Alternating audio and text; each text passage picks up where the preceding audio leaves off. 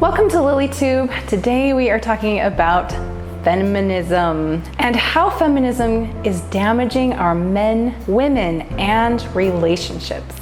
But before we go there, please remember to like and subscribe to get access to more great content. Now, if you are for treating women like human beings and wanting basic women's rights to be honored and upheld, don't change the channel.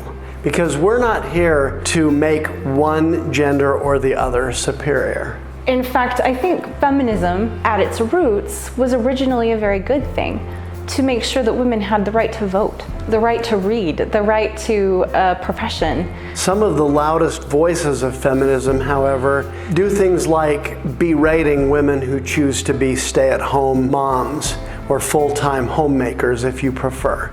And they value working outside the home as far superior. Now, we're not here saying that women shouldn't work outside the home or that they shouldn't have every opportunity that a man has. Of course they should. The feminism that we agree with is in honoring the choice. It is in honoring whatever that person does to find meaning in their own life.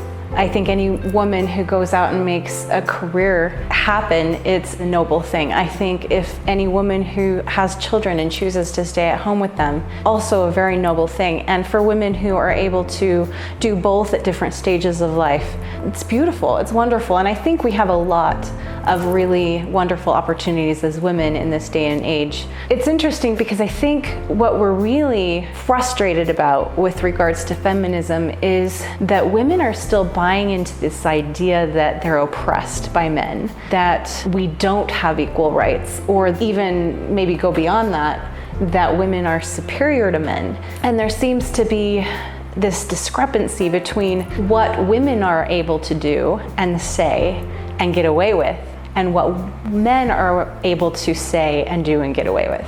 You know, we actually have a good example of this in Lily, when there was a woman who reached out to Jeff and asked him some questions, and Jeff answered her questions, and she was getting upset for some reason. Right. And this upset feeling in her led her to say, why don't you go have your lovely wife explain it to you?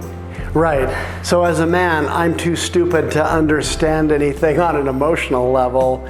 We've experienced this in various ways in our organization because there is a social stigma that men aren't interested in personal development, that women are more enlightened and so forth.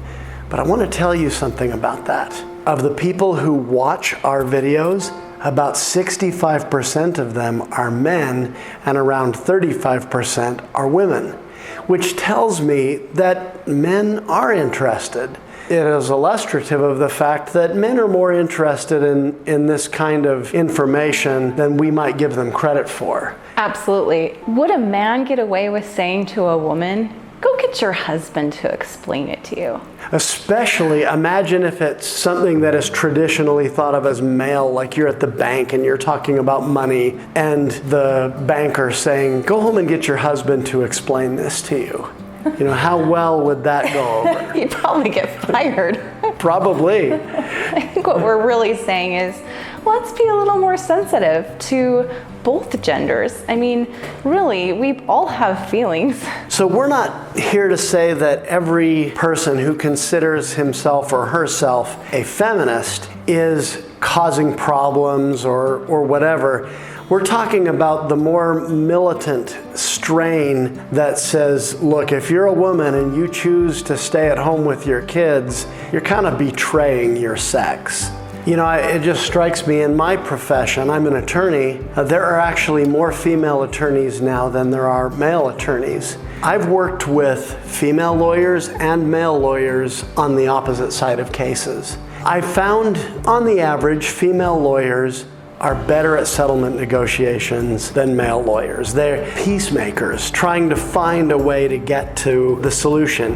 Male lawyers, on the average, are better warriors. They're going to master the rules of evidence and make sure that they defend their client. But I'm going to tell you, the best lawyers of both genders are a good balance of warrior and healer and know which skill set is called for. I think dealing with a number of female lawyers has helped me to be a better negotiator, better in mediation, better in settlement. And that's a valuable thing. It saves the clients money, creates peace between two parties that have been adversaries.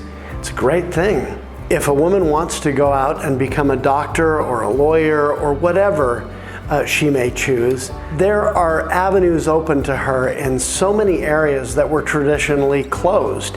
And by the way, there are avenues open to men that traditionally weren't either. Like, there's a lot of male school teachers, there are a lot of male nurses, and they bring certain things to the table that a female nurse might not. It's really kind of beautiful that we can diversify and that we can explore all of our options. You know, Jeff, we had quite the debate on our Love in Later Years group on Facebook about this very subject, when you felt kind of like you were getting dismissed in this partnership that we have developed. I joined you in writing Intentional Courtship, and then we became equal partners. And as we got training to become coaches and we started our life coaching practice, you felt like people were coming to me more and not us. And almost making the assumption that this must be Cathy's organization instead of our organization together, and that I'm kind of support staff. Why would people make that assumption? Well, I think there is sort of this unconscious bias that many people have, that women are better at relationships than men are. I don't, in point of fact, actually believe that's true. I think that there are some ways in which men are better at relationships than women. Not every way, but give you a little example. Because of hormones, women tend to fluctuate more in their emotions and men are a little steadier. It's a little advantage we have. Now, there's a lot of ways women are, have an advantage in relationships also. We're nurturing. And then more intuitive in many cases. And so, yeah, there are ways that we can come together and have conversations where both genders can bring unique strengths and gifts to the table. But think about how this subject is treated in the media and popular entertainment. Now, back in the 1950s, who was the wise person on Leave It to Beaver? It was Ward Cleaver, the dad. You could look back in that period of time to the show My Three Sons, where the dad was this very wise kind of guy. Even Mike Brady in the 60s and 70s was looked upon as a very wise kind of guy. Well, now what kind of TV dads have we got? Al Bundy on Married with Children, Homer Simpson, Peter Griffin on The Family Guy. Dads are portrayed as kind of clueless doofuses that have no idea how to deal with their kids' problems or how to relate to their wives. Is that a bias that we want to perpetuate? I don't think it is. I think if we want men to be full participants in relationships, and if women want good men to be in relationships with, we have to give men more credit than that. It's degrading to men, and it's not respectful of them, and we're certainly not playing to their strengths when we put them down and when we man shame and say things that are insensitive because we can get away with it or we think we can get away with it. I mean, eventually the pendulum's gonna swing the other way. If feminism is so far swung one way in black and white thinking that we can't see in color and get back to the truth that both men and women are created to offer goodness to each other. Yeah, and I think this has come to almost a boiling point in our society in some ways. Just as a slight example, the Amber Heard Johnny Depp trial. Now, we're not here to opine on who was right or wrong. The point is, I think and I hope that whatever you thought of the evidence, if you followed it, we could all agree that one person should not be automatically believed because she's a woman or because he's a man, but we should look at it more objectively than that. And of course, different perspectives have to be looked at. But I've seen a lot of sort of forces lining up on social media and in popular culture that almost assume that one side or the other is telling the truth based on pre-existing biases, and that worries me. When we say that feminism is damaging men, what do you think is most damaging about it to the extremes that we're talking about? Well, I'll give you a little example. Let's suppose we had a child together and we were teaching that child how to ride a bicycle. The child falls and skins his knee.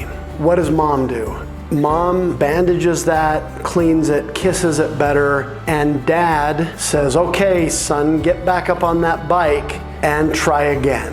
Which of those perspectives is right? Which of those things is better? I'm going to suggest that they're both important. That the dad who says, come on, son, you can do it, and the mom who says, let's nurture and take care of you because I don't like to see you in pain. Both of those perspectives are important. The problem is parenting has become really feminized. You can't play outside. A Cub Scout can't use knives. I can't build a tree house because I might fall out and break my arm. When we allow one side of the parenting spectrum to dominate, we get kids that can't play outside or can't play without a play date. That's really where I think it becomes damaging, when it becomes all about power. And the social narrative has been that men have been the ones in power and they've used that power to dominate women. And you know what? To some degree that has been true. I don't believe it's true anymore. I believe the pendulum has swung the other way. And not only, like you said, are men disempowered in their family roles, but also in their own identity. I know a lot of men who feel disempowered by the shameful comments that women make and the insensitive things that we say that we think we can get away with because you're men, you're tough, you can take it. Cathy, do you believe feminism is damaging women? To the extreme that we've been talking about, I believe that it is damaging to women to feel superior to men because it's untrue. It's not accurate, and therefore it's not going to be peaceful. Whenever we put down another person who's different than us, we really put down ourselves. And I just think that the way with which we judge, we end up judging ourselves as well. And I would rather see more empowerment for both genders. The other thing I think that is damaging to women about extreme feminism is that it limits their opportunities to be in healthy partnerships because they don't want to rely on a man. I don't think it's necessarily true that we have to rely on a man to be in a relationship. In fact, I think maintaining some sense of individuality is very healthy in every marriage. But I think just the notion that I'm going to have to give up so much, I think can keep us from being willing to explore something that can make us really happy.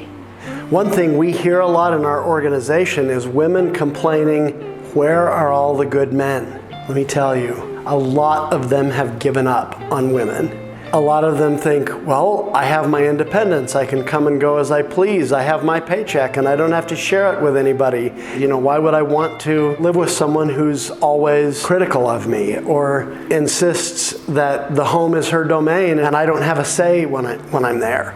Well, and to believe that about every woman, all the billions of women in this world, life is too short to hate half the population of our world. And I think a lot of the times after a really terrible divorce or a really abusive relationship, we can tend to feel and generalize all of those negative emotions to the entire gender. Dr. Brené Brown has famously said that if we're ever going to find our way back to each other, the way we're going to do it is through vulnerability. And I agree with her. And I think relationships that are fundamentally based on power and who has the most say-so and who did the most, who got the most, whatever it is, that's putting the walls up. It's not allowing us to be vulnerable. Well, and I think ironically, when we step into personal power and the divine gifts that we're given as men and women, that's actually when we find each other. We have something to offer to make us whole. Now, we believe in being whole and healthy on our own, but there's also certain gifts that we each offer, and that's why we partner. It's untrue that one gender is better than the other. Men cannot dominate women, and women cannot dominate men and have there be peace in this world. It's really important for us to find that pendulum that was swung to men domination and now to women domination, to find some middle ground so that we can empower our men again, who I believe are feeling disempowered. When it comes to men and women, let's prioritize building bridges rather than burning them. What do you think? We would love to hear your thoughts in the comments. And remember, any time is a great time for more love in your life. Thank you for watching.